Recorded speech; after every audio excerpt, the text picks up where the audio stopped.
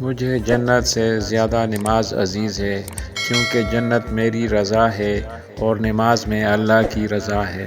ہزاروں سوچیں الجھاتی ہیں مجھے اور ایک سجدہ سلجھا دیتا ہے سب۔ زندگی جن زخموں سے بھری پڑی ہے، ان زخموں کا علاج صرف سجدے میں موجود ہے۔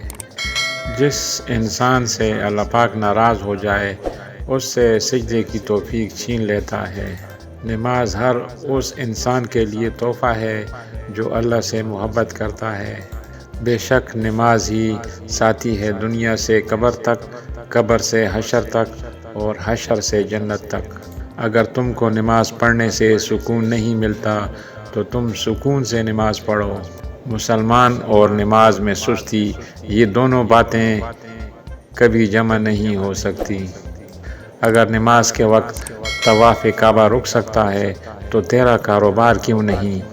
نماز محبت سمجھ کے ادا کرو گے تو وہ تمہیں دوسری نماز کے لیے خود ہی کھڑا کر دے گی۔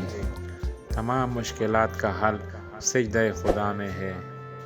فجر کی 2 سنتیں دنیا اور جو کچھ اس دنیا میں ہے ان سب سے بہتر ہے۔